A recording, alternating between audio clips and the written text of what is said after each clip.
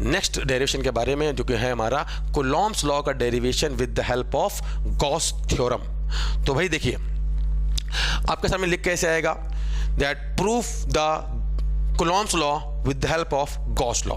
तो देखते हैं भाई क्या होता है कूलॉम्स लॉ। हम जानते हैं कूलॉम्स लॉ क्या होता है, अगर दो चार्जेस एक दूसरे से r दूरी पर रखें, पॉइंट चार्जेस, तो उनके बीच में लगने वाला जो फोर्स होता है that is given by 1/4 pi epsilon not q1 q2 by r square. तो शुरुआत करते हैं, मैंने डायग्राम पहले से बना रखा है, आप लोग बनाएंगे कि भाई एक चार्ज q है, अगर इस चार्ज q की वजह से q0 दूरी पर कोई रखा है इस चार्ज q की वजह से r दूरी पर कोई रखा है चार्ज q0, उस पर कितना फोर्स लगेगा मैं निकालना है। तो हमें जानते हैं कि अगर कोई चार्ज इलेक्ट्रिक फील्ड E में रखा होता है तो उस पर कितना फोर्स होता है, Q इंटू E। तो एक काम करते हैं, पहले इस Q चार्ज की वजह से R दूरी पर निकाल लेते हैं कितना इलेक्ट्रिक फील्ड है, फिर फोर्स निकाल लेंगे। तो अब क्वेश्चन ये आता है, हमें इस चार्ज Q की वजह से R दूरी पर निकालना है, किसी भी R दूरी पर निकालना है इलेक्ट्रिक फील्ड। तो कैसे निकाला जाए, तरीका सुनिए। इस चार्ज Q की वजह से इस चार्ज Q के चारों तरफ हमने क्या बना लिया, सबसे पहले गॉसियन सरफेस। अब यहाँ पे हम क्या है, गॉस लॉ के एप्लीकेशन की तरफ बढ़ रहे हैं। तो आपको क्या है, थोड़ी सी मैं एक बात साइड में पहले बता देता हूँ, फ्लक्स के बारे में बता देता हूँ। फ्लक्स क्या होता है, फाई इक्वल टू होता है हमारा क्या, E vector dot A vector.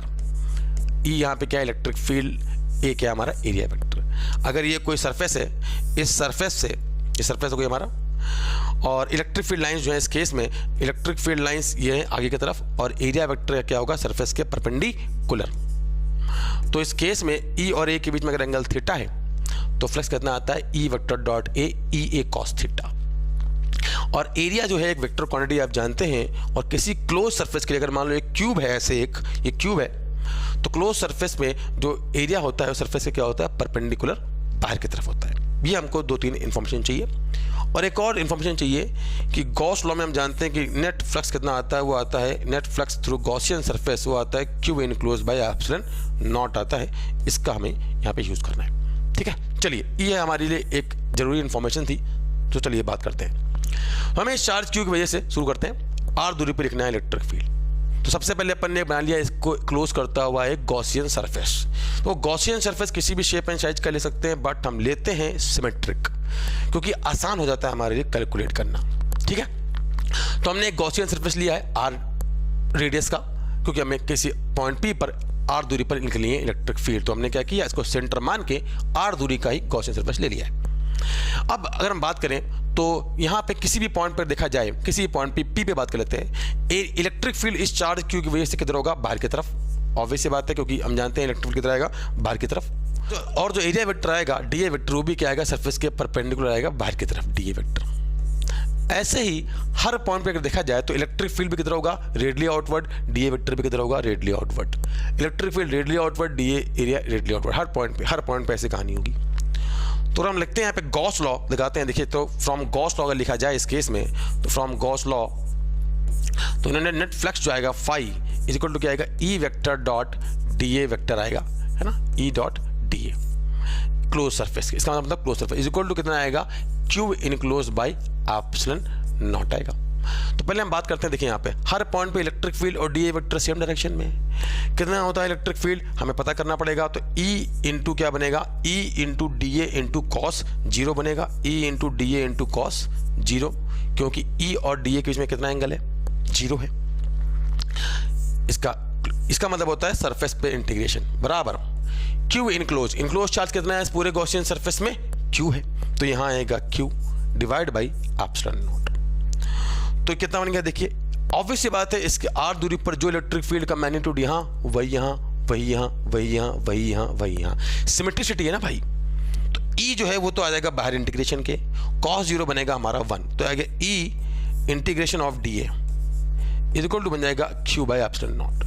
ये क्या लिखा है, DA सारे छोटे छोटे छोटे छोटे छोटे छोटे छोटे DA एरिया को पकड़ के जोड़ दो, क्या बनेगा, पूरा स्फेयर, पूरे स्फेयर का एरिया बन जाएगा, जो कितना है हमारा 4 पाई R स्क्वायर। तो ये आ जाएगा हमारा इस केस में कितना, E into 4 pi R square is equal to Q by epsilon naught.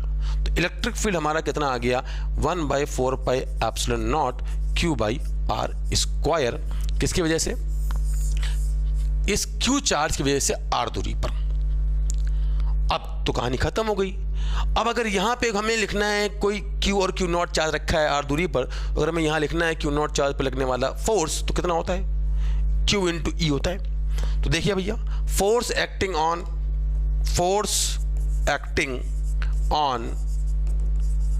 Q not charge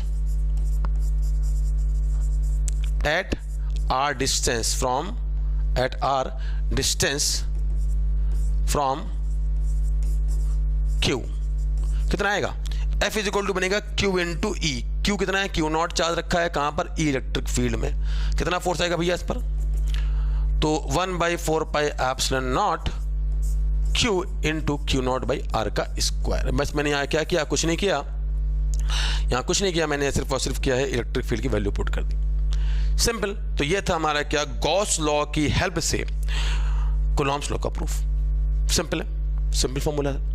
चलिए बच्चों बढ़ते हैं आगे, देखते हैं हमारा नेक्स्ट प्रूफ क्या है। नेक्स्ट प्रूफ देखिए, अभी हम बात कर रहे हैं इस समय क्या, एप्लीकेशन ऑफ गॉस लॉ के बारे में बातें कर रहे हैं, और उस पर बेस्ड क्वेश्चन बहुत अच्छे से पूछे जाते हैं, उस पर बेस्ड डेरिवेशन आते हैं। क्या है कि ये एक यूनिफॉर्मली चार्ज रिंग है, यूनिफॉर्मली चार्ज वायर है, जिस पर charge per unit length lambda है। इसे बोलते हैं लीनियर चार्ज डेंसिटी। क्या बोलते हैं इसको? Linear charge density. मतलब आसान भाषा में कि पर यूनिट लेंथ पे कितना चार्ज होगा, लैम्डा।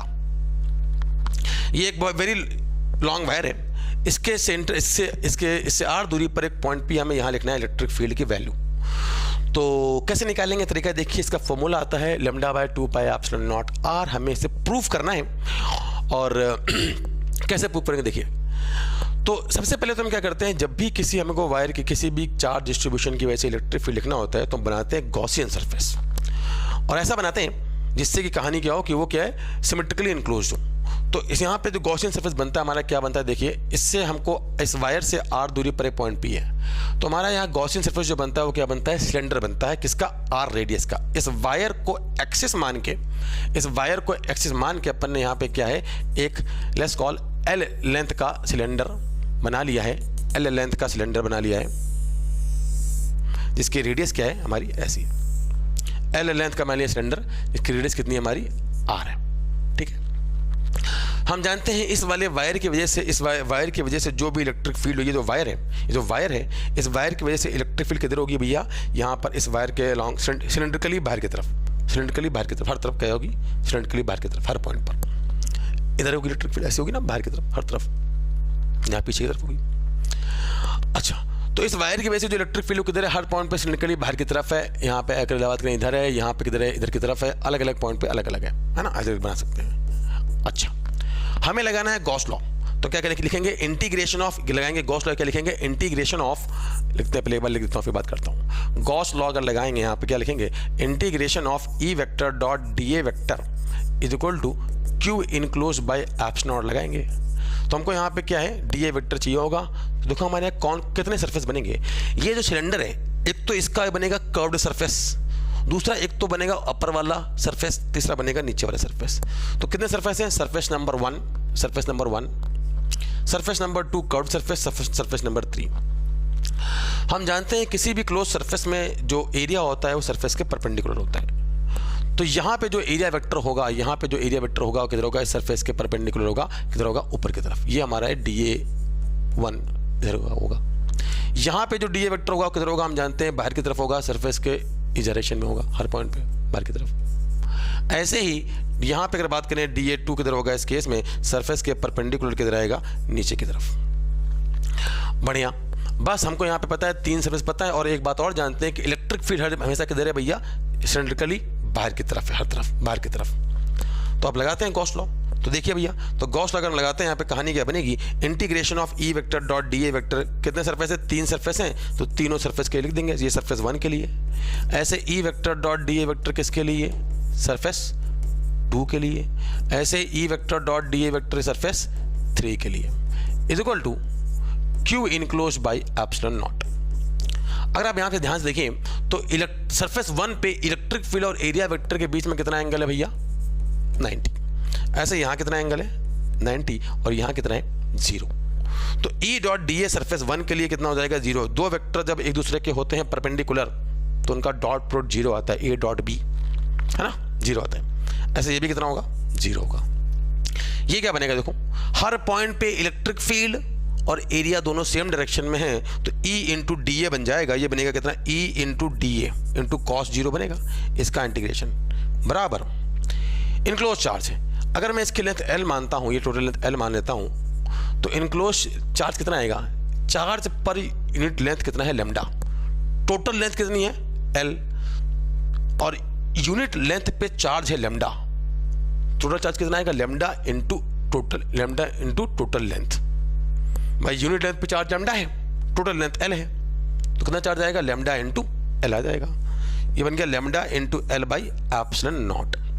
E निकाल लो बाहर, क्योंकि हर जगह E होगा कांस्टेंट। E आएगा बाहर तो क्या बनेगा, integration of D A is equal to क्या बनेगा, lambda into L by epsilon naught. इसको यहाँ लिखता हूँ, ठीक है ना।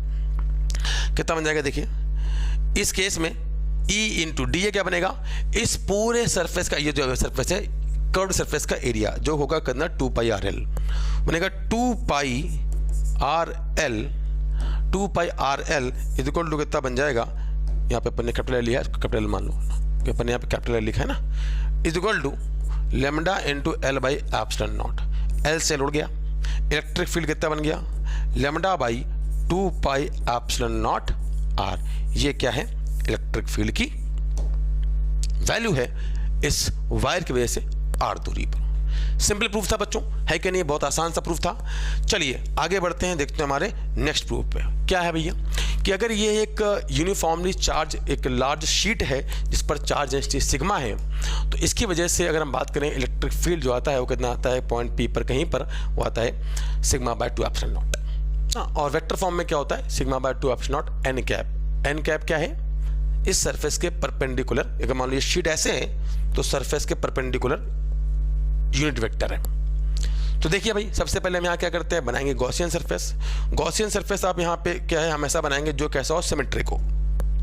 तो सिलेंडर भी बनाते हैं यहाँ पे जनरली, और हम यहाँ पे क्या है, क्यूबॉइड भी बना सकते हैं। तो देखिए ना, अगर मुझे इस शीट की वजह से कुछ यहाँ पॉइंट P पर लिखना है मुझे इलेक्ट्रिक फील्ड, तो मैंने यहाँ पे क्या किया, इस केस में एक DA एरिया का अपन ने क्या बनाया, ऐसे बनाया सिलेंडर जो इसे कट करता हुआ जा रहा है, ऐसे ना, ऐसे इसको ऐसे कट करता हुआ जा रहा है यहाँ पे, ऐसे है ना।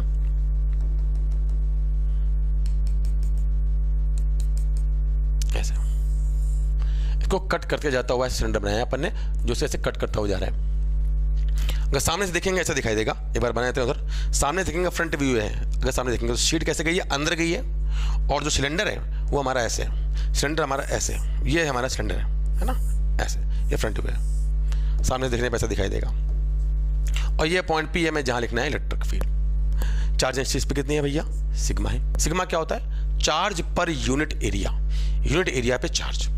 तो देखिए भैया, अगर हम यहाँ लिखें, यहाँ बात देखिए, लगाते हैं गॉस लॉ, क्या आएगा, चलिए शुरू करते हैं। यहाँ पे कहानी क्या आएगी, अच्छा एक बात हमें अच्छे से जानते हैं, इस शीट की वजह से जो इलेक्ट्रिक फील्ड आएगी, अगर ये यूनिफॉर्मली चार्ज है, वो आएगी सरफेस के परपेंडिकुलर बाहर की तरफ, सरफेस के परपेंडिकुलर बाहर की तरफ, अगर सिग्मा कैसा है, पॉजिटिव चार्ज। तो पॉइंट P पे अगर बात करें, यहाँ पे यह पॉइंट P है हमारा, यहाँ पे इलेक्ट्रिक फील्ड लिखें तो किधर आएगी, बाहर की तरफ आएगी। इस सरफेस में ये जो हमारा ले रखा है अपन ने गॉसियन सरफेस, कितने टोटल सरफेस हैं, एक तो है हमारा कर्व्ड सरफेस, सरफेस नंबर इसे बोल देते हैं एग्जांपल के लिए 1, और सरफेस नंबर 2 जो है हमारा एक फ्लैट सरफेस ये है, या ऐसे ये 1 इधर भी है, ये पूरा 1 ऐसे कट करता हो गया है, और ये हमारा सरफेस नंबर 3 है। हम जानते हैं कि जो भी इलेक्ट्रिक फील्ड किधर है भैया, इस केस में रेडियली आउटवर्ड है, तो यहाँ पे इलेक्ट्रिक फील्ड किधर होगी, 1 पे भी इधर ही होगी बाहर की तरफ, 2 पे इधर की तरफ है, और 3 पे किधर होगी, बाहर की तरफ। बहुत बढ़िया। और जो DA एरिया है, क्योंकि हमें लिखना है गॉस लॉ, तो गॉस लॉ में लिखना पड़ेगा फ्लक्स ना, तो हमें यहाँ पे इलेक्ट्रिक फील्ड की डायरेक्शन चेक करनी पड़ेगी, जो कि हमने देखी, और हमें DA एरिया की डायरेक्शन चेक करनी पड़ेगी। DA एरिया किधर होगा, बाहर की तरफ, यहाँ किधर होगा, सरफेस के परपेंडिकुलर ऊपर की तरफ होगा, और यहाँ किधर होगा भैया, यहाँ भी होगा बाहर की तरफ। बस अब हमको क्या करना है, सिंपली गॉस लॉ लगा देना है हर पार्ट के लिए, इस पूरे तीनों सरफेस के लिए। तो ये लगाते हैं यहाँ पे, अब लगाते हैं यहाँ पे गॉस लॉ। क्या बनेगा, देखिए गॉस लॉ से अगर लिखा जाए तो क्या बनेगा इस केस में, integration of E vector dot DA vector is equal to आएगा क्या इस केस में, Q enclose by epsilon naught. ऐसे कितने सरफेस हैं, 3 सरफेस हैं, तो E डॉट DA सरफेस 1 के लिए, E डॉट DA सरफेस 2 के लिए, और E डॉट DA सरफेस 3 के लिए। ठीक है, इज इक्वल टू क्या बनेगा, sorry, Q enclose by epsilon not. Enclose कितना चार्ज होगा इसमें, ये भी लिखते हैं, ये 1 है, ये 2 है, ये 3 है। इनक्लोज चार्ज कौन सा होगा, ये वाला पार्ट होगा, है ना, जो कि क्या है इस केस में, जो कि जिससे ये सिलेंडर कट करता हुआ जा रहा है। अगर मैं इस वाले पार्ट का एरिया ए मान लूँ, जो कि कर्व्ड पार्ट है इसका एरिया ए मान लूँ, इसका एरिया कितना है हमारा ए है ना, तो कितना चार्ज इसको होगा इस पूरे सिलेंडर के अंदर, सिग्मा इंटू ए, क्योंकि सिग्मा क्या है, यूनिट एरिया पे चार्ज। तो टोटल चार्ज कितना आएगा, sigma into area A divide by epsilon not. अच्छा, अब इधर आते हैं जरा, सरफेस 1 के लिए E डॉट डी ए क्या बनेगा, हर जगह देखो इलेक्ट्रिक फील्ड और एरिया वेक्टर सेम डायरेक्शन में, E डॉट डी ए करेंगे तो पूरे सरफेस के लिए क्या बनेगा, E बाहर आ जाएगा, क्या बनेगा, E into D A vector, है ना, और डी ए क्या है हमारा, डी ए सारे एरिया पकड़ के जुड़ जाएंगे, क्या बनेगा, ई ए बन जाएगा, ये हमारा बनेगा E इंटू ए बन जाएगा। सॉरी 1 तो, सॉरी 1 हमारा क्या है, 2 मिनट, 1 जो है हमारा 1 वाला तो ये है ना, 1 ये है, कर्व 1 तो हमारा कर्व्ड है, तो 1 वाला ये रहा डी ए, 1 और 1 वाले केस में E और D के बीच में कितना एंगल है, 0, तो ये 90 डिग्री, तो कितना बनेगा, 0। जबकि दूसरे और तीसरे के लिए देखा जाए तो क्या बनेगा, देखो ये बनेगा E डॉट, एक बार लिख देता हूँ, E बाहर आएगा, ये बनेगा डॉट E इंटू डी है, ऐसे क्या आएगा, E इंटू डी है, क्योंकि E क्या है, कांस्टेंट है, जो इधर होगा वही इधर भी होगा, is equal to sigma into A by epsilon not. ये क्या है, ये डी ए क्या है, इस ऐसे सारे छोटे छोटे छोटे एरिया को पकड़ कर जोड़ दो, ये क्या बन जाएगा ए, ऐसे ये भी बन जाएगा ए, तो बनेगा 2EA is equal to sigma into A by epsilon not. A से ए उड़ गया, इलेक्ट्रिक फील्ड कितनी आई इस केस में, सिग्मा बाई 2 एप्सिलॉन नॉट। ये इलेक्ट्रिक फील्ड की वैल्यू है, और जो इलेक्ट्रिक फील्ड है आपने खुद देखा, इस जो इलेक्ट्रिक फील्ड है शीट की वजह से वो क्या है, इस सरफेस के परपेंडिकुलर रहेगी। तो अगर इसको वेक्टर फॉर्म में लिखा जाए तो वेक्टर फॉर्म में क्या बन जाएगी, sigma by 2 epsilon not into क्या बन जाएगी यहाँ पे, एन कैप। सिंपल से प्रूफ था, बट बहुत इंपॉर्टेंट है और क्या है, बहुत ज़्यादा पूछा जाता है बोर्ड में। चलिए अब हम देखते हैं यहाँ पे अपने लास्ट प्रूफ को, जो कि क्या है इस चैप्टर का लास्ट प्रूफ है, electric field due to a hollow sphere. ये एक हॉलो स्फीयर है जिस पर टोटल चार्ज कितना है, Q है, यूनिफॉर्मली चार्ज स्फीयर है, और हमें बतानी है इसके सेंटर से r दूरी पर इलेक्ट्रिक फील्ड, सेंटर से स्मॉल r दूरी पर इलेक्ट्रिक फील्ड बतानी है। अगर हम अंदर हो तो कितनी आएगी, बाहर हो तो कितनी आएगी। चलिए फटाफट देखते हैं, फटाफट पहला देखते हैं यहाँ पे, जब हम बात कर रहे हैं यहाँ पे r is less than r, तो ये है हमारा क्या, स्फीयर। तो हमें सबसे पहले क्या बनाना पड़ेगा यहाँ पे, गॉसियन सरफेस। अगर हम बात करते हैं कि हम अंदर निकालना है किसी पॉइंट P पर, जो कि कहाँ पर r दूरी पर, तो चार्ज Q का जो स्फीयर है उसको सेंटर मान के, स्फीयर के सेंटर को सेंटर मान के अपन ने यहाँ पे एक गॉसियन सरफेस लिया है। जो गॉसियन सरफेस है वो कैसा होगा, सिमेट्रिसिटी के लिए कैसा आएगा, यहाँ पे हमारा कैसा बनेगा भैया, ये है ना, ये ब्लू वाला है, सॉरी येलो वाला है ना, ऐसा ये हमारा गॉसियन सरफेस है। तो जो ये रहा हमारा गॉसियन सरफेस, हर पॉइंट हम जानते हैं एरिया वेक्टर किधर आएगा, बाहर की तरफ, एरिया वेक्टर रहेगा बाहर की तरफ आएगा, हर पॉइंट पर आएगा। तो अगर हम बात करें इस केस में r लेस देन r पे, तो लगाते हैं गॉस लॉ, क्या बनेगा देखिए, E vector dot D A vector is equal to क्या बनेगा, Q enclose by epsilon naught. E क्या आ जाएगा, हर जगह जो भी होगा, अगर होगा तो उसकी वैल्यू कुछ आएगी, हर जगह कांस्टेंट आएगी, क्यों, सिमेट्रिसिटी है।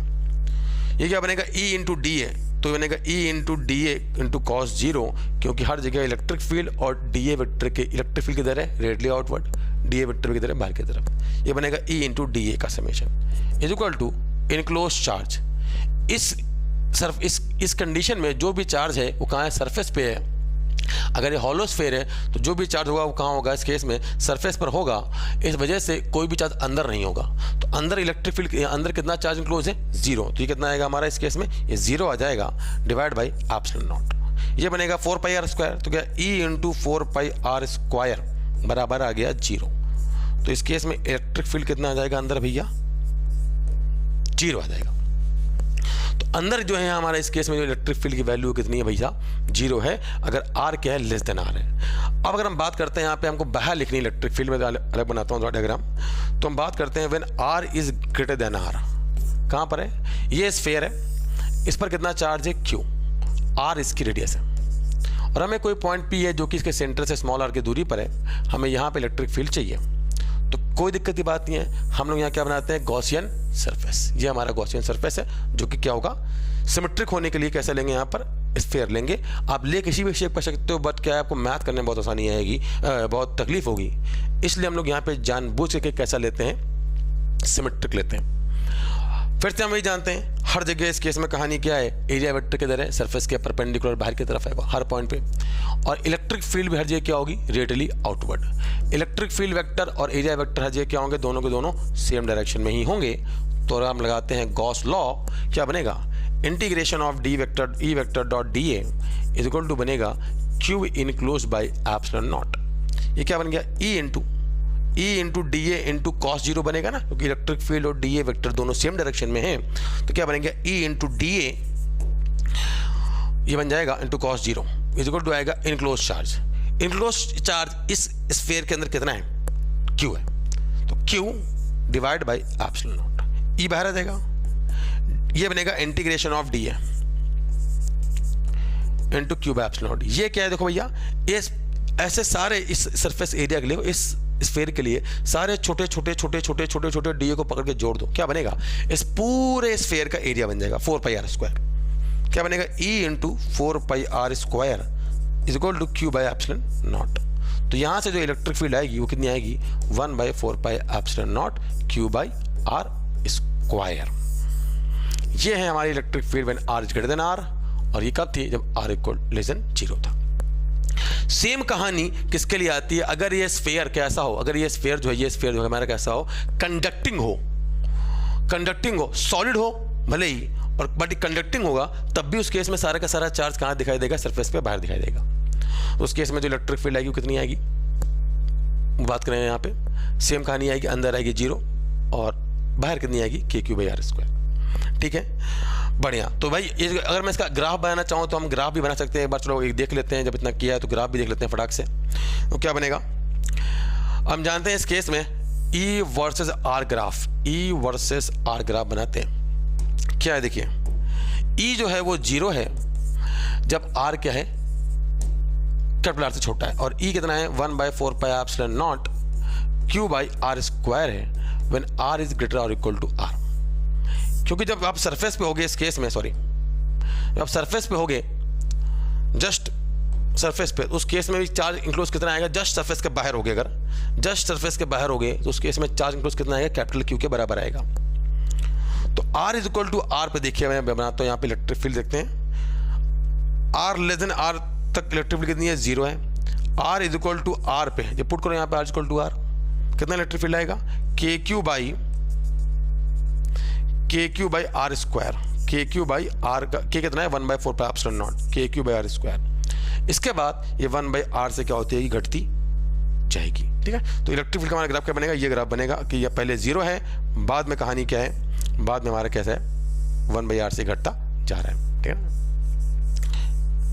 चलिए, तो ये था हमारा क्या बच्चों, ये था हमारा पहला chapter electric charge and field का, सारे जो हमारे इंपॉर्टेंट डेरिवेशन है उनका लाइव डेरिवेशन। तो हम मिलते हैं अपने नेक्स्ट वीडियोस में, तब तक के लिए आप पढ़ते रहिए और हैप्पी रहिए। All the very